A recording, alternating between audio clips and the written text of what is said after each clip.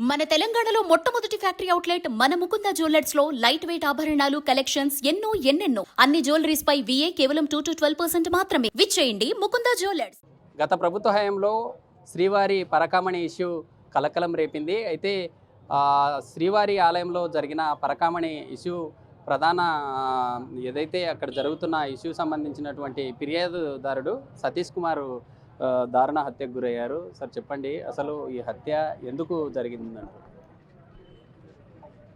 ఈ హత్య ఎట్లా జరిగిందంటే, నేను వాళ్ళ మామని అంటే నా అన్న కూతుర్ని ఆ పాప సతీష్ కుమార్కి ఇచ్చిన.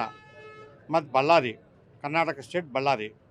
ఆ పిల్లోడు మంచిగా వర్క్ చేసి మంచి న్యాయస్థానంలో బతికిన పిల్లోడే.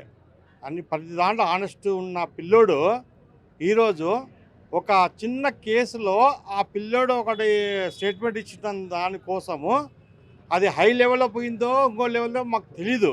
కానీ ఆ పిల్లోని మాత్రము అది హత్య ప్రకారం మాకు చేసిన మా అనుమానము.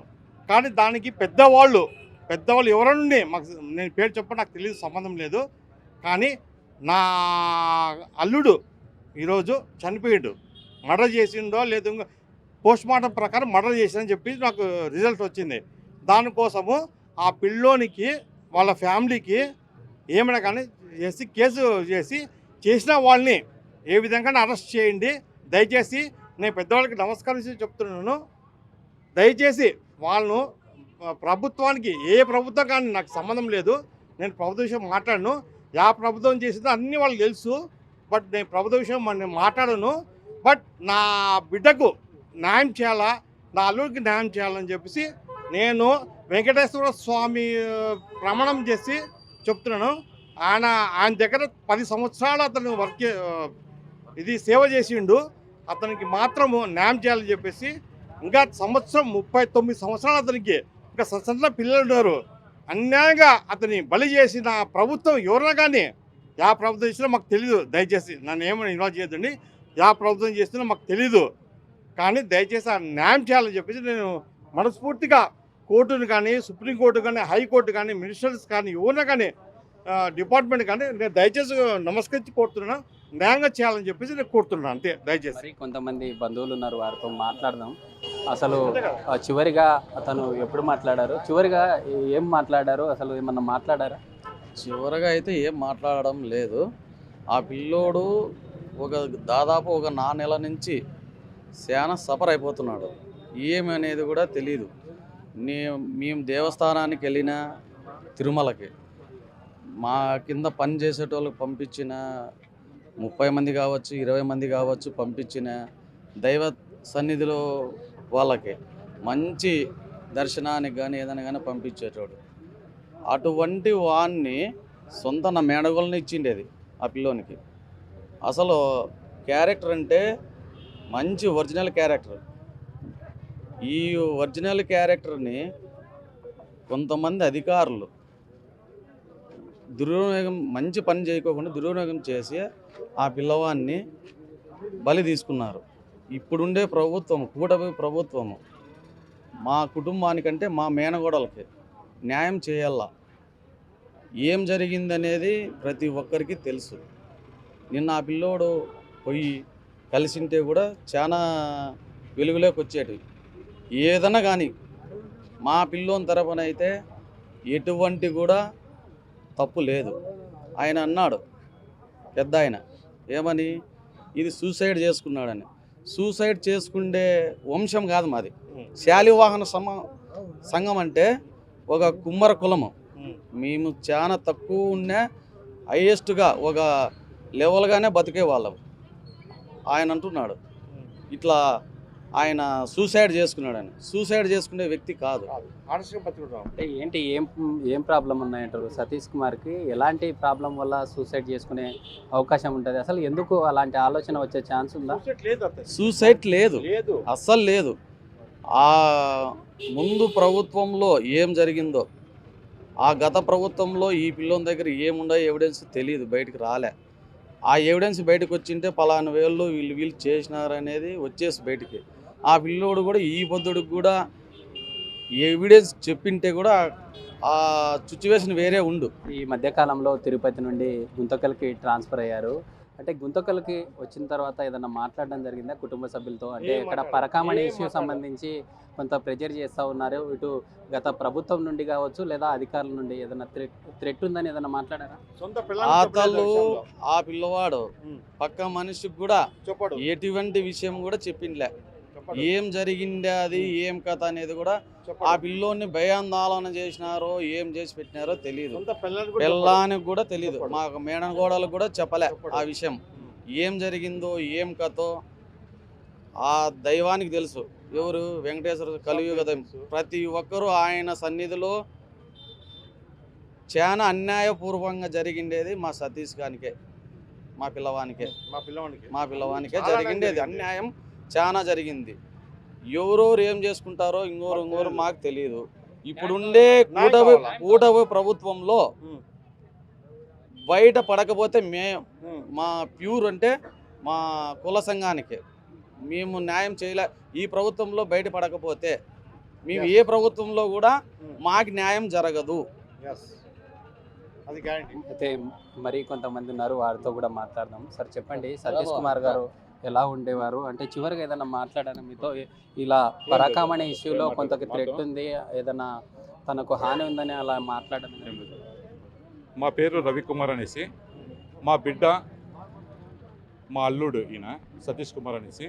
సతీష్ కుమార్ వచ్చేసి ఒక ఆనెస్ట్ ఒక ఆఫీసర్.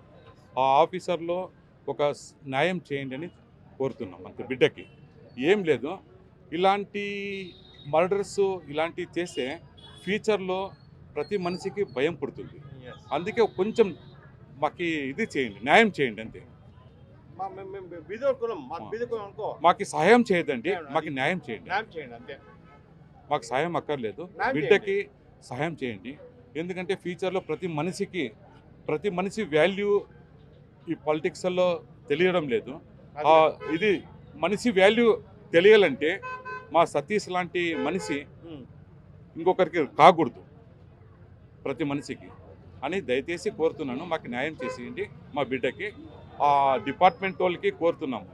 మాకు పొలిటికల్ తెలీదు. మా డిపార్ట్మెంట్ వాళ్ళు ఏమున్నా మా బిడ్డకి కొంచెం సాయం చేయండి. సతీష్ కుమార్ చివరగా తమ భార్యతో పాటు తమ తమ్మునికి మెసేజ్ చేశారంటున్నారు. తెలియదండి, మాకు తెలియదండి. మాది వచ్చేసి బళ్ళారి, మా బిడ్డనే సొంతం. మా బిడ్డ మాకు ఏమవుతుందో ఏమైందో తెలీదు. ఆయన ఎవరితో చెప్పుకోలేడు. ఆయన లోపలే పెట్టినాడు. ఎన్నో కోట్లు ఇస్తాము, ఎన్నో ఉన్నా కూడా ఏమున్నా కూడా ఏం పట్టించుకోలేదు. మాకు కొంచెము ఆ పాపకి బిడ్డకి సన్న పిల్లలు ఉన్నారు, కొంచెం న్యాయం చేయండి అంతే రిక్వెస్ట్. మరి కొంతమంది సతీష్ కుమార్ మిత్రులు ఉన్నారు అన్న, చెప్పండి ఈ ఘటనను ఎలా చూడాలి? అంటే ఒక అధికారిని భయపడిస్తే ఈ విధంగా నిజం దాగుంటుందా?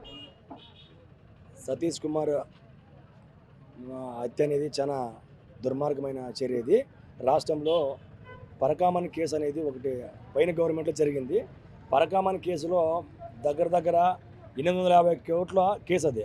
ఆ కేసు విచారణలో భాగంగా ఆ రోజు విజిలెన్స్ ఎస్ఓగా ఉన్న సతీష్ కుమార్ సిఐ గారిని ఐ విట్నెస్ అయిన వ్యక్తిని ఆ రోజు గవర్నమెంట్ ఉన్నప్పుడు ఈతంతో లోక్ అదాలత్లతో బలవంతంగా రాజీ చేయించుకొని తర్వాత దాన్ని ఈ గవర్నమెంట్ సైన్ చేసిన తర్వాత సిట్ మళ్ళీ ఆ దర్యాప్తుని సిట్ మళ్ళీ రీఓపెన్ చేయించి ఆ భాగంలోనే నేను 13వ తారీఖు రాత్రి నైట్ 12 o'clock తర్వాత ఇక్కడి నుంచి గుంటకల్ నుంచి రాయలసీమ ఎక్స్ప్రెస్ కోచ్ నెంబర్ వచ్చి A1 క్లాస్ కోచ్లో బెర్త్ నెంబర్ వచ్చి 29లో ఎక్కాడు. అక్కడ అత్యంత పకడ్బందీగా సెక్యూరిటీ ఉంటుంది. ఎక్కడ లోనికి మనం కోచ్లో పోవాలంటే, ఒక మనిషి పోవాలంటే నన్ను ఐడెంటిఫై చేసిన తర్వాతే లోనికి పంపిస్తారు దాంట్లోకి. అటువంటి దాంట్లో పోయే క్రమంలో కూర్చున్న వ్యక్తిని అతి కిరాతకంగా లోన దాంట్లో దుండగులు చేరుకొని అత్యంత పాసిఫికంగా అతన్ని హతమార్చి ఒక ఆత్మహత్యగా చిత్రీకరించేకి భూమన కరుణాకర్ రెడ్డి అనే వ్యక్తి, ఆయన మాజీ టీటీడీ చైర్మన్గా ఉన్న వ్యక్తి నిన్న ఏమంటాడు? ఆయన సతీష్ కుమారు ఆత్మహత్య చేసుకున్నాడని చెప్తాడు. ఆయన ఏం చూసాడని చెప్తున్నాడు? ఆయనకి తెలుదా? ఆయన చూశాడా? ఇక్కడ వచ్చి ఏం జరిగింది చూశాడా? ఆయన మాట్లాడే మాట చాలా బాధాకరం విషయం. ఇది మా సతీష్ కుమార్కి ఇది సిబిఐకి ఎన్క్వైరీకి ఇచ్చేసి ఈ దర్యాప్తు చేసి దీంట్లో నిజానిజాలు నిగ్గు తేల్చవలసిందిగా ఈ సందర్భంగా ఈ గవర్నమెంట్ మనము చంద్రబాబు నాయుడు గారిని, కూటమి ప్రభుత్వాన్ని, చంద్రబాబు నాయుడు గారు అయితేనేమి, నారా లోకేష్ అయితేనేమి, బీజేపీ గవర్నమెంట్ అయితేనేమి, పవన్ కళ్యాణ్ ఏ దీంట్లో ఉన్న అధికారులు ఎవరు ఇక్కడ ఏం జరిగింది, ఇక్కడ ఎవరేమి చేశారనే దాన్ని నిగ్గు తేల్చి ఈ మన సతీష్ కుమార్కి న్యాయం జరగాలని ఈ సందర్భంగా మేము తెలియజేస్తున్నాం. అంటే గతంలో ఏదైనా సతీష్ కుమార్కి ఈ విధంగా పరాకమణి ఇష్యూ సంబంధించి ఏదన్నా తనకు థ్రెట్ ఉండే ఛాన్స్ ఉందని అలా ఏదైనా మాట్లాడడం కానీ అలా ఏదైనా జరిగిందా మీతో? అయితే మా తమ్ముడే, నా పేరు గోపాలు, మా తమ్ముడే, కాకపోతే ఎక్కడ చెప్పేవాడు కాదు ఆయన. కాకపోతే అప్పుడు ఆ రోజు అయితే మాత్రం 2 ఏళ్ల కింద జరిగిన పరకామణి కేసులో మాత్రం ఖచ్చితంగా ఇతన్ని బెదిరించి లోకాలతో రాజీ చేసుకున్నారు. అప్పుడు కూడా భూములు ఈ అతనుకున్న రవికుమార్ అనే వ్యక్తి పట్టబడిన వ్యక్తి ఆ రోజు ఆ స్కామ్లో మా ఆయన ప్రధాన సూత్రధారు రవికుమారే ఇతన్ని భయపడించి వాళ్ళ ఒత్తులతో పైన అధికారులు ఉన్నారు, అప్పుడున్న గవర్నమెంట్లో ఉన్న పెద్ద పెద్ద నాయకులు ఉన్నారంతా. వైవి సుబ్బారెడ్డి కూడా ఆ రోజు చైర్మన్, ప్రజెంట్ చైర్మన్, వీళ్ళందరినీ ఒత్తిడి తెచ్చి ఇతన్ని ఆ రోజు ఒత్తిడి తెచ్చి భయపడించుకొని కూడా ఈ కేసు రాజీ చేసుకున్న విషయం కూడా అందరికీ తెలుసు, ఈ రాష్ట్ర ప్రజలందరికీ కూడా తెలుసు. ఇప్పుడు మనం చెప్పేది దీంట్లో ఏం లేదు. అలాంటి కేసులో ఈరోజు ఐ విట్నెస్గా ఉన్న సతీష్ కుమార్ నిన్న బయలుదేరిపోతా ఉంటే అత్యంగా పాశవికంగా దారుణంగా చంపడం చాలా ఈ గవర్నమెంట్ చూస్తుంది. కాబట్టి ఈ గవర్నమెంట్ ఈ సతీష్ కుమార్కి న్యాయం చేయాలని సందర్భంగా కోరుతున్నాం. అయితే మనం చూస్తూ ఉన్నాం, ఏదైతే సతీష్ కుమార్ ఇంటి సమీపంలో పెద్ద ఎత్తున అభిమానులు, బంధువులు చేరుకున్నారు. అయితే ఇప్పటికే అంత్యక్రియల కార్యక్రమానికి అన్ని రకాల ఏర్పాట్లు చేసుకున్నారు. మరి కొంతమంది ఉన్నారు, వారితో మాట్లాడారు. సార్ చెప్పండి, అంటే ఏంటి అసలు ప్రధానంగా ఈ హత్య జరగడానికి ప్రధాన కారణం? ఇప్పుడు సతీష్ కుమార్ అనే వ్యక్తి ఈరోజు దారుణంగా హత్య జరిగిన విషయం తెలిసింది మనకు. కాకపోతే ఇట్లాంటి వాళ్ళు ఇంతకుముందు నలుగురిని బలైందని చెప్పేసి మాకు న్యూస్ నుంచి మాకు తెలిసింది. ఇతను 5వ వ్యక్తి. ఇంకా అంటే ప్రతి ఒక్క వ్యక్తి తిరుమలలో టీడీపీలో టీడీటీలో చేసిన వ్యక్తులు ఎంతమంది వీళ్ళు సంపాదన చూస్తుంటే ప్రభుత్వం ఏం చేస్తుంది? ఇప్పుడు వయసు పిల్లలు ఇప్పుడు ఈ ప్రభుత్వం కావచ్చు, ఇప్పుడు కొత్తగా వచ్చిన ప్రభుత్వము దయచేసి ఇట్లాంటి ఓన్లీ సేవ్ చేయాలా, ఏమైనా సెక్యూరిటీ ఇవ్వండి, దయచేసి ఇదంతా క్లోజ్ చేయండి, ఇట్లాంటి రాకూడదు.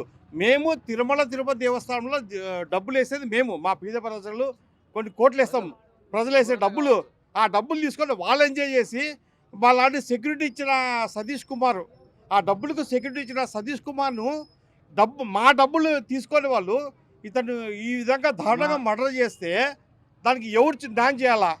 మీరే కదా. మేము బీద కుటుంబం, మేము పెద్ద కులం కాదు, మాది బీద కులము.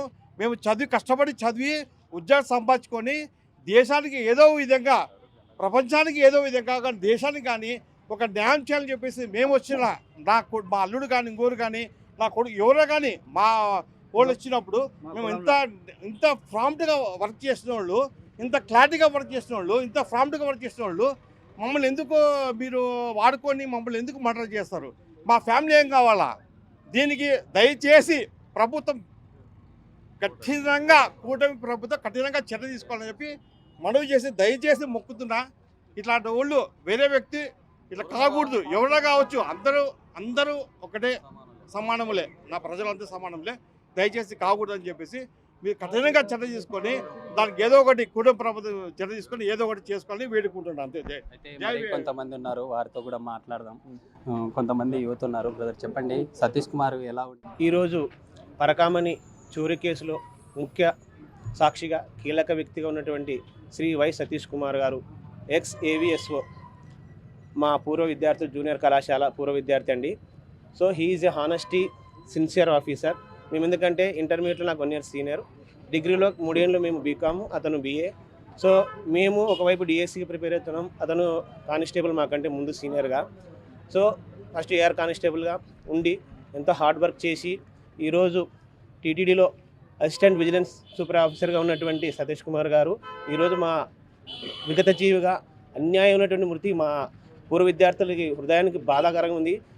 దయచేసి అతని కుటుంబానికి ప్రగాఢ సానుభూతులు తెలియజేస్తూ సరైన న్యాయం చేయాలని మీడియా మిత్రులను కోరుకుంటాం. ధన్యవాదాలు. దాదాపు ఈ ఇష్యూ జరిగి 2 years పైన నడుస్తూ ఉంది. అంటే గతంలో ఏదైనా మాట్లాడారా సతీష్ కుమార్ గారు? సతీష్ కుమార్ గారిని గత 1 year నుంచి చెప్పినాము. అతను తన కుటుంబం, ఉద్యోగము, కుటుంబం వచ్చి మిత్రులు, క్రికెట్, ఇదే అతని ప్రాణం.